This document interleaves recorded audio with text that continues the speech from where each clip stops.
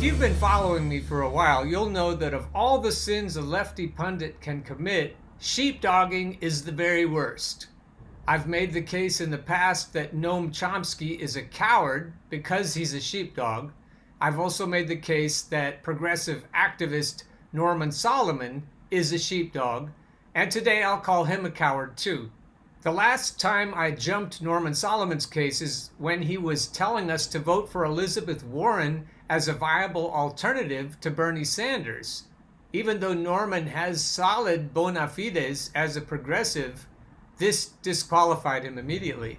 Go to episode 168 of this channel if you'd like to see how I treated Norm Solomon in the past, especially with regard to his support for Elizabeth Warren.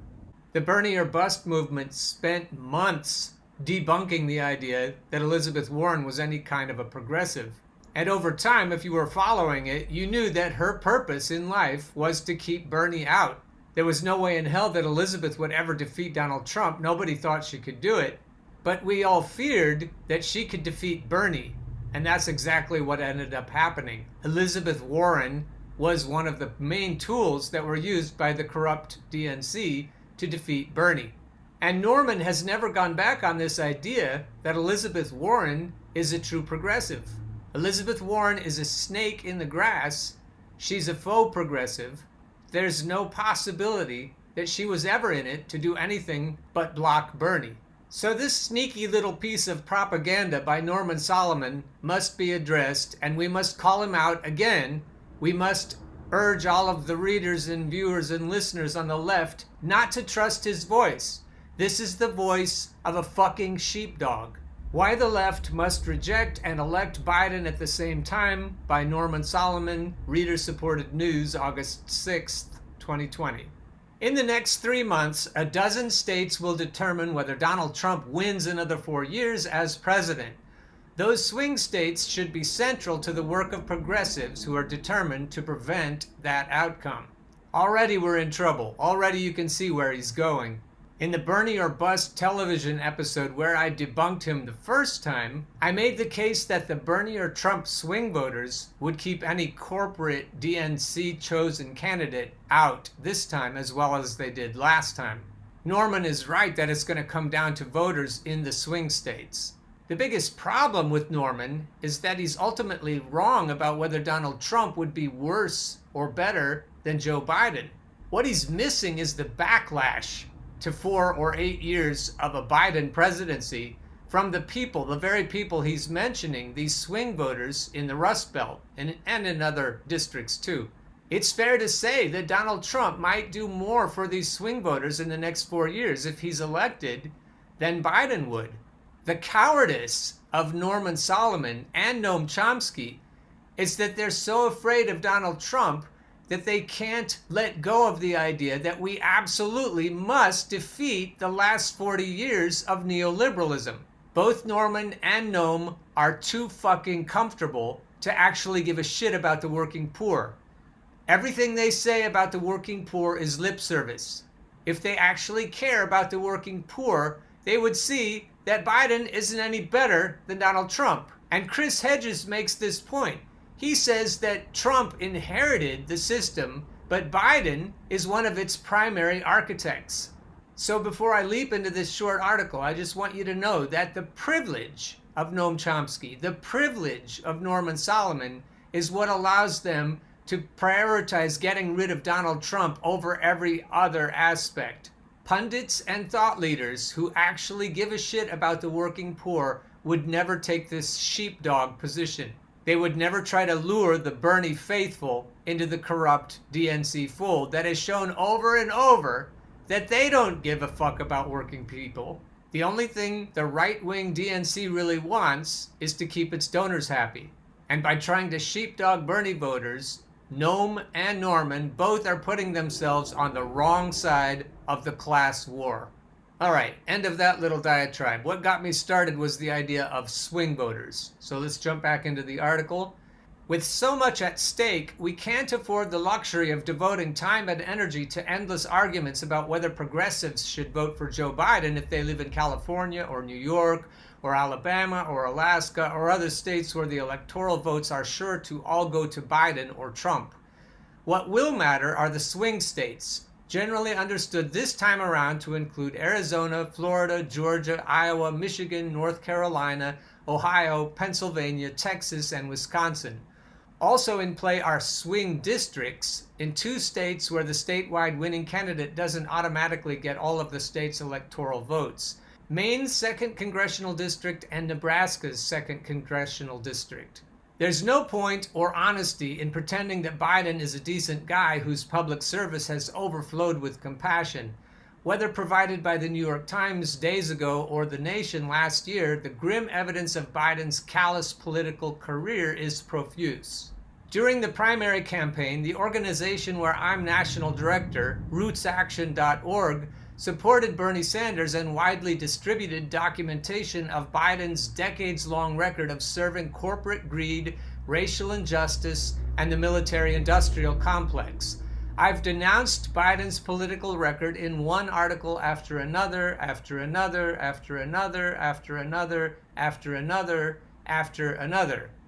And I urge you to go read those if you have time. But the choice ahead, Trump or Biden, is painfully real. This is where Norman's disingenuous, fallacious, on-purpose fallacious arguing comes into play. This is where he tries to make it a binary between Trump or Biden, the way the DNC vote blue no matter who people have been doing all along. It's not a choice between Trump or Biden because a lot of voters are not Democrats, and a lot of voters are choosing, the true swing voters, are choosing between voting or not voting. That's why this logic makes no sense, Norm.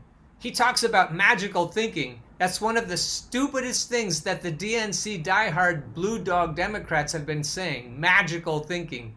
One of the surest ways you can tell you're dealing with a lifelong Democrat is the dripping condescension. Their meritocratic thinking, their affluence and education, their wine track attitude, it just shows you that you're dealing with somebody who has never really even thought about the plight of the working poor. Norman should stop quoting their playbook if he wants us to trust him.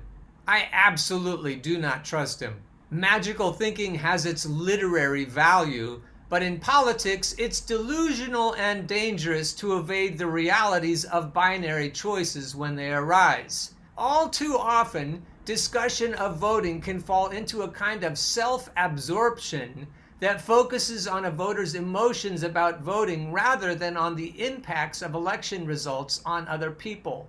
That makes my skin crawl. I'm like Mimi Roca. Norman, you make my skin crawl. How can you say that about the impact of election results on other people?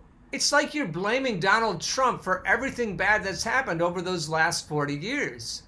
And you of all people should know better. You can't be a progressive, Norman, if you're telling us to vote for Joe fucking Biden. The next quote is from Noam Chomsky. I take Noam Chomsky to task on episode 207 of this channel. In this episode, I call him controlled opposition, and I also call him a coward for his horrible sheepdogging. It doesn't matter whether you like Biden or not. That's your personal feelings. Irrelevant. Nobody cares about that, Noam Chomsky said in a just-released video. What they care about is what happens to the world. We have to get rid of Trump. Keep pressure on Biden. Oh yeah, pressure on Biden. Just as Sanders and associates have been doing. We've been trying to keep pressure on Biden, but you're not going to move Biden more than his donors are going to move him. There is no electoral solution. We were making fun of derp Robert Reich yesterday. This is worse than derpy though, this garbage from Noam and Norm. Chomsky added, politics is activism, not taking 5 minutes to push a button. Look what's happening in the streets of the country. One of the greatest social movements that has ever developed, led by Black Lives Matter. Take Sunrise Movement, managed to put the Green New Deal on the legislative agenda. This generation is going to decide whether organized human society can survive. And the crucial part of this decision is to get rid of the major barrier to survival, which happens to be in the White House. Get rid of Trump, then we have opportunities. And that's absolutely failed logic. Get rid of neoliberalism. That's what we need to do. Black Lives Matter and the Sunrise Movement needs to get out in the streets and demand change. They're not going to get this change to happen through the ballot box. They're not going to get this change to happen by trying to push the DNC. The DNC doesn't give a fuck about their movements. Making Donald Trump into a bigger monster than he is plays right into the hands of the lesser evilism that has kept all of us in servitude, all of us workers that is, in servitude for the last 40 years. At best, this is cowardice. At worst, this is controlled opposition. This is where the apparent leaders of the resistance aren't resisting at all. Whether it's on purpose or not, Noam and Norman are doing everything possible to advance the neoliberal agenda. All right, I'll let Norman conclude here. My colleague Jeff Cohen, who co-founded Roots Action, told Common Dreams that the Vote Trump Out initiative that Roots Action launched with the Chomsky video is a two-step campaign. First, vote Trump out, then challenge Biden from day one. That's so fucking ridiculous. You have to challenge both Biden and Trump because they're both neoliberals. Norm says, it's easier to persuade swing voters on the left who live in swing states to vote for Biden despite their hesitancy if they know we're serious about step 2. You assholes are not serious about step 2. You have absolutely no leverage over Joe Biden once he gets elected. The only people who have any influence over Joe Biden are on Wall Street or even higher up. You're not fucking serious about step 2. Like it or not, the imperative of defeating Trump, it's not an imperative, is directly in front of us. To make a progressive future possible, beating Trump is absolutely necessary, while very far from sufficient. No, it's not necessary. You'll do better with Trump than you will with Biden. Biden is the architect of neoliberalism. And the backlash to Biden is going to get you something much worse than Trump going forward. And then he says, to organize against a government headed by Trump is to push against a thick stone wall. To organize against a government headed by Biden holds out the real potential of progressive breakthroughs. And that's just fucking incrementalism. That's just pretending to do something that you have no intention to do. And Norm, this is how I feel about it. You have no actual intention of trying to do anything real for the progressive movement. You're a fucking sheepdog, and that's the worst thing I can say about any human being.